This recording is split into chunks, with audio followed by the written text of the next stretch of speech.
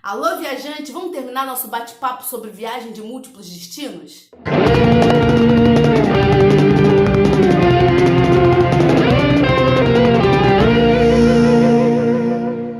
Nos dois últimos vídeos, nós começamos a bater um papo aqui, uma conversa sobre as viagens de múltiplos destinos, que são aqueles trechos intermediários que a gente faz dentro do nosso grande projeto de viagem para conhecer várias cidades ou vários países.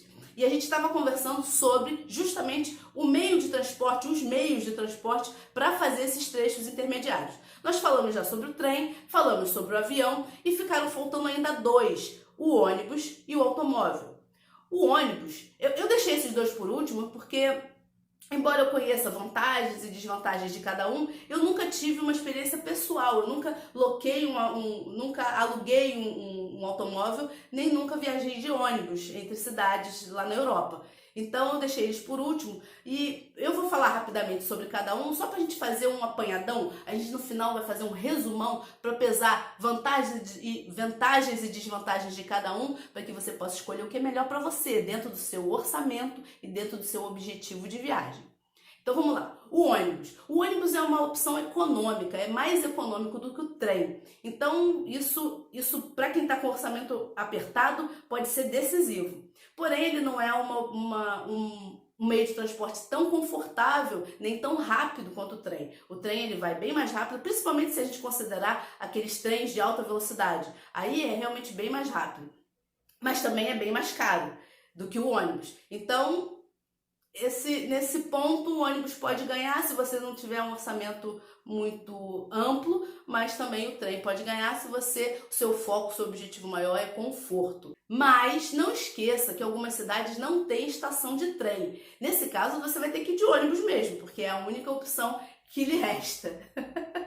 Quer dizer, é a única opção que lhe resta de transporte público, porque aí a gente entra na quarta opção de transporte, que é o aluguel de veículo, o aluguel de automóvel. Você pode alugar também um automóvel que tem várias vantagens. Você não tem um limite definido de bagagem, você pode botar toda a sua bagagem lá no bagageiro e seguir a viagem. Você tem a flexibilidade de você ir parando, né? A liberdade de você ir parando durante a viagem. Então você está no meio da estrada, viu uma cidadezinha, você entra na cidadezinha para conhecer, tirar umas fotos. Você pode parar no meio do caminho também para tirar uma foto, para admirar a beleza, qualquer coisa desse gênero. E também, se você está já hospedado em algum lugar e tem algum passeio, algum lugar que você gostaria de visitar, que é longe, que é difícil de acessar de transporte público, o carro pode te dar essa facilidade, né? Essa praticidade. Você consegue acessar mais facilmente esses lugares distantes, que pode ser, sei lá, uma montanha, um vale, uma reserva florestal, um parque, sei lá. Vai saber o que você quer fazer. E o carro vai te dar essa facilidade. Mas como nem tudo são flores, tem o lado negativo também de alugar um veículo, que é financeiro, principalmente financeiro. Primeiro que você vai ter que pagar pela locação do automóvel, você vai ter que pagar pelo combustível e você vai ter que pagar pelo estacionamento nos diversos lugares onde você parar. Sim, porque nem toda acomodação tem estacionamento gratuito. Na hora que você estiver reservando, se você sabe já que você vai alugar um veículo, dá uma olhadinha nisso, pergunta para acomodação, ou às vezes você está em dúvida entre duas opções muito boas e uma tem o estacionamento gratuito e outra não tem. E aí talvez seja uma vantagem pegar essa com o estacionamento gratuito. E tem também aquela zona de tráfego limitado. Muitas vezes, em algumas cidades, você não consegue acessar o centro da cidade de automóvel, e aí você vai ter que parar, vai ter que estacionar o seu veículo um pouco mais afastado.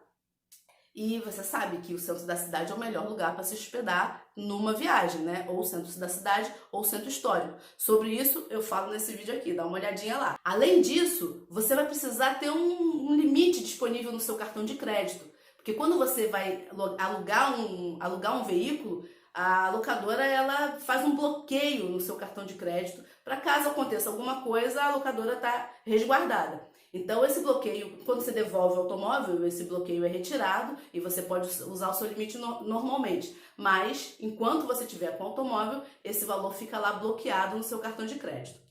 Só que, também como nem tudo é muito ruim, então tem algumas coisas ruins que podem melhorar, pode melhorar para você. Se você está viajando sozinho, é isso aí mesmo, é isso aí que eu falei e acabou. As minhas viagens normalmente são, eu faço sozinha e é por isso até que eu nunca aluguei um veículo, né? Mas se você viaja acompanhado, em dupla, em trio, até 5 pessoas, que é a quantidade de gente que cabe num carro, você pode dividir esse custo. Aí você tem o melhor dos mundos, porque você divide o custo, os custos todos, estacionamento, combustível e alocação do veículo. Você pode dividir também o tempo de direção, que não vai ficar tão cansativo, né, tão puxado para uma pessoa só. Você divide isso com uma pessoa. Se tiver pelo menos 1 ou 2 pessoas que saibam dirigir, isso daí vai deixar a viagem bem mais leve, bem mais confortável, né, bem menos cansativa para você que está viajando. E você conta com o melhor de todos os mundos. Você tem o maior conforto, você tem o melhor conforto que o automóvel pode te proporcionar e não vai ficar pesado, porque se você vai dividir, no orçamento não vai pesar. Uau! Agora vamos fazer um apanhadão geral? Vamos fazer um resumão? Vamos lá. Avião é o mais econômico de todos, porém, se você tiver mala para despachar, pode ficar o mais caro de todos. E também não é muito confortável, né? E não é muito imediato. Normalmente os aeroportos são afastados, você tem que chegar com antecedência para poder embarcar, você passa por toda aquela tramitação de segurança, de verificação de bagagem, e quando você chega no seu destino, a mesma coisa, você vai ter que pegar um longo caminho até chegar no centro da cidade onde você chegou. O ônibus, ele é super econômico, vale a pena no quesito economia, mas ele não é tão confortável assim. E também não é tão rápido, mas lembrando que algumas cidades vai ser a opção que você tem, porque muitas cidades não têm estação de trem. O trem é o mais confortável de todos, é o que ganhou nota 10 em conforto, mas em custo não é tão legal. Principalmente aqueles trens de longa distância, né? E de alta velocidade. Esses trens até têm, muitas vezes, os de alta velocidade têm sempre a opção de primeira classe e segunda classe. A segunda classe é tipo standard, você vai pegar aí o conforto, tudo isso que eu falei. A primeira classe você vai pegar todo esse conforto e ainda um serviço extra. Provavelmente um lanche, uma refeição, uma massagem nas costas. Não.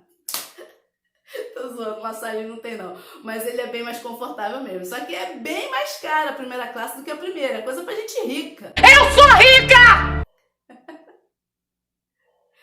Feito esse resumão, o que você me diz? O que vale mais a pena para você?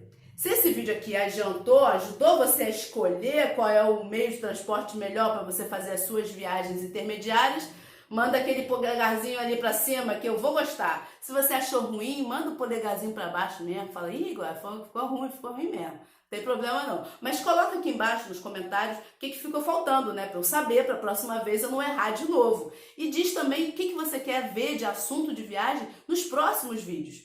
E aí quando eu lançar, como é que você vai saber que eu lancei? Inscreve no canal, ativa o sininho para não perder nenhum conteúdo, para você saber tudo sobre viagem. Então você, viajante, vem comigo!